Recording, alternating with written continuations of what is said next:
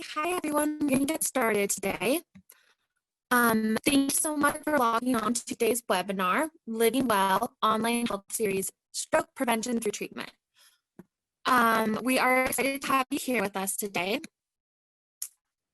And this webinar is brought to you by 5210 Plus, Gallatin County and Bozeman Health. My name is Danica Comey and I work at Bozeman Health as the Community Engagement Coordinator. We're so excited to be offering our online Living Well series and sincerely thank you for your engagement and participation today. So before I turn the presentation over to Hesper, I'm just going to quick run through some logistics about using Zoom. So Hesper will present for 20 minutes and then we'll have 5 to 10 minutes available for question and answer. Everyone has been muted upon entry to the webinar. Please keep yourself muted during her presentation. After the presentation, when the opportunity for Q&A arrives, please make sure to unmute yourself so that you can ask your question to the presenter. If you are having any tech issues, please use the chat box feature that communicates directly with me and I'll be able to help you get those tech issues resolved. The webinar is being recorded and it will be shared on Bozeman Health's YouTube channel. And then later today, I'll be sending out a post-presentation survey. I encourage you to complete the survey and let me know what other presentations you would like to see as part of the Living Well series. Finally, please check back into Bozeman Health's community education site to see what our upcoming Living Well presentations are.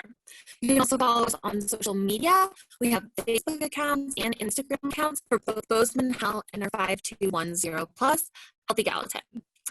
So Hesper Smith is a registered nurse, a certified emergency nurse, and Bozeman Health Stroke Coordinator. She's passionate about educating community members about stroke prevention and stroke awareness. So I'm going to turn it over to Hesper. Thanks. Hi, thank you. I'm going to go ahead and get started. Like Danica said, my name is Hesper Smith. I'm a nurse and the stroke coordinator at Bozeman Health. And I also just wanted to share with you guys that are on with us today that May is National Stroke Month, and I'm glad to be here to help promote stroke awareness and prevention in the community. I want to just start by going over some of the basics about stroke. Basically, a stroke happens when a blood vessel in the brain either becomes blocked by a clot or bursts and causes bleeding, and part of the brain cannot get the oxygen and nutrients it needs to survive. Brain cells die by the minute during a stroke, and the brain controls our ability to think, move, speak, and all of our bodily functions. Next, I just want to touch on the significance of stroke. It is the 5th leading cause of death in the United States and the leading cause of adult disability. Every year, almost 800,000 strokes occur in the US, and it does cross all age, ethnic, racial, and socioeconomic groups. I think this is a surprising statistic that up to 80% of strokes can be preventable. So just a little bit of background about what factors might increase your risk for stroke. The ones on the left are all of the ones that are considered modifiable risk factors, which means there's something that you can do to help with those. The ones on the right are non-modifiable, and then at the bottom are some additional factors that may increase the risk of stroke. So most people know that high blood pressure is highly linked to stroke, but also diabetes, smoking, poor diet, physical activity, obesity, high cholesterol, and heart conditions are risk factors for stroke. Atrial fibrillation is a heart condition that causes an irregular rhythm.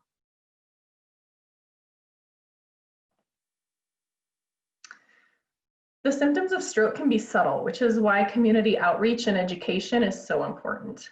We also provide education and training to our EMS partners and all of our emergency department and inpatient staff.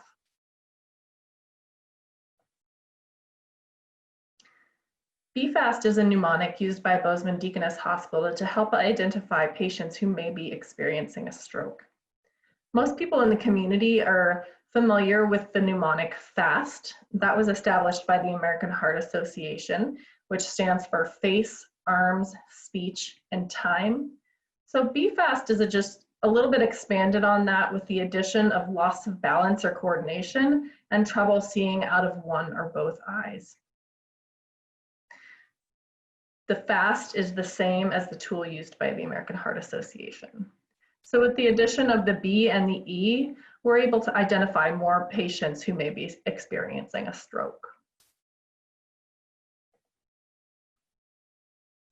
Some additional signs and symptoms are sudden numbness of an arm or leg, especially on one side of the body, sudden confusion or change in mental status, and sudden severe headache with no known cause. I think one tip to help remember stroke symptoms is that they come on suddenly. So general prevention, what's good for your heart is also good for your brain. Therapeutic lifestyle changes will go a long way towards heart and brain health. We're lucky to live in an area surrounded by nature and an abundance of outdoor activities. But with that said, if someone is just starting out being more physically active, you and your doctor may want to make a plan for safely increasing physical activity. Like I mentioned earlier, up to 80% of strokes may be able to be prevented. The way we can do that is by targeting risk factors, so helping people quit smoking, targeting obesity and diabetes, and like I mentioned, those lifestyle modifications. The other big piece of prevention is management of conditions. So if you do have some of those risk factors that put you at higher risk for stroke, medication can be very important as far as controlling your blood pressure, lowering cholesterol, and controlling your blood sugar. If you do have diabetes, high cholesterol, high blood pressure, or atrial fibrillation, it is important to adhere to the recommended medications if you're unable to treat your condition with diet and lifestyle alone. This is a topic that's important to me. Women are at higher risk for stroke than men. This is partly due to unique risk factors such as pregnancy, preeclampsia, oral contraceptives, and hormone replacement therapy. This might be shocking for you to hear that 1 in 5 women will have a stroke in their lifetime. Stroke kills twice as many women as breast cancer does, and it kills more women than men. I think these recommendations from the Go Red campaign are important for everyone, but especially for women. So their campaign for Go Red is that you should know your numbers. So the first one is your total cholesterol, second is your blood pressure, third is your blood sugar, and fourth is your BMI or body mass index.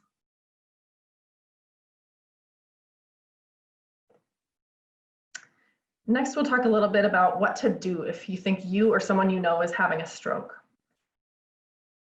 The American Heart Association and American Stroke Association would like us to know that recognizing the warning signs and calling 911 can make the difference between a strong recovery and disability or even death. And we do see that every day in clinical practice. Treatment for stroke is time sensitive.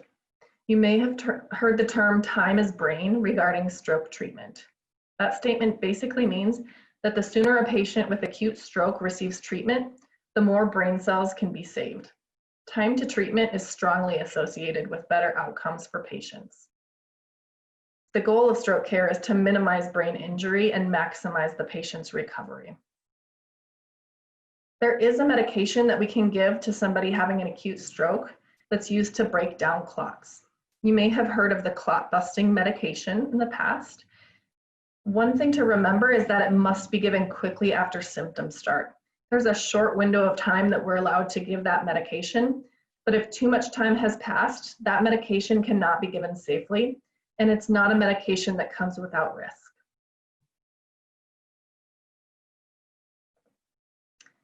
This is especially important given the current situation. But over the last several weeks and months, hospitals across the nation have noticed a disturbing trend of patients not seeking care for emergency conditions, including stroke. Patients sometimes come in several days after the onset of symptoms, but acute treatment options are no longer available.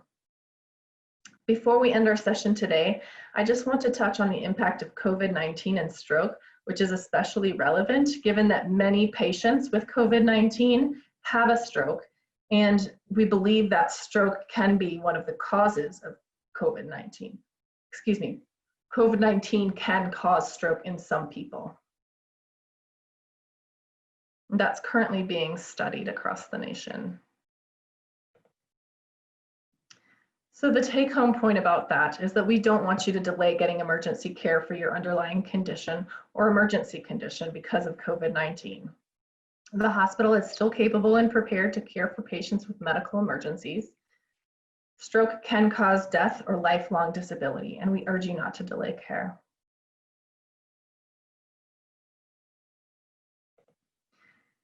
And I just want to end by saying our mission statement at Bozeman Health Deaconess Hospital is to improve community health and quality of life.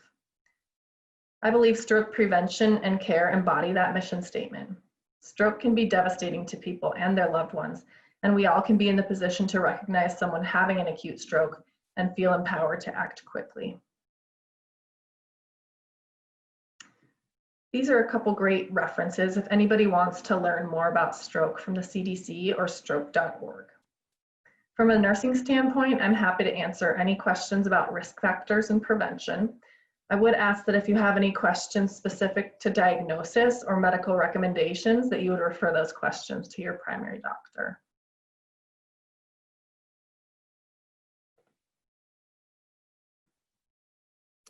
Excellent, Hesper. Thank you so much. So at this time, I'm going to open it up to question and answer. If you have a question to ask, if you could just unmute yourself, you can also type your question into the chat box and I can ask the question out loud.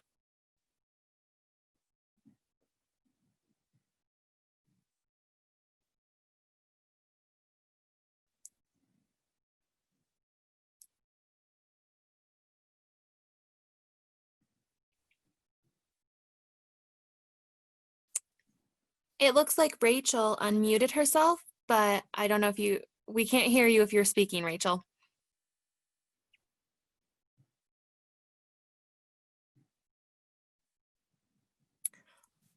Well, I'll jump in really quick, Hesper. I have a question. Sure. It sounds like the symptoms for stroke are very similar to the symptoms for a heart attack. Could you talk about the difference between the two and if there's a difference in symptoms? Sure, and that's actually a really good question. So the classic symptoms of heart attack are going to be chest pain, but that also can come with lightheadedness, shortness of breath, nausea, and diaphoresis or profuse sweating. Patients having a heart attack can also have pale, cool, and clammy skin. Then when you think about stroke, the typical symptoms of stroke tend to happen on one side of the face or body. It is possible to have strokes on both sides of the brain, which would affect both sides of the body, but it's much less common. So if your patient or somebody that you see in the community, a friend or a loved one, is having symptoms on one side of their body, that really raises our suspicion for stroke. Thank you. You're welcome. Alrighty, any other questions out there? It doesn't seem like it. Thank you all so much for joining us today. As I mentioned, I will be sending out a survey, a post-participation survey link today. Please take a minute to fill that out. It's really quick. There's only like 5 questions. And then this will be available by the end of next week on Bozeman Health's YouTube channel. So Hesper, thank you so much for your time. Thank you everybody for joining us today. And hope to see you at the next Living Well series.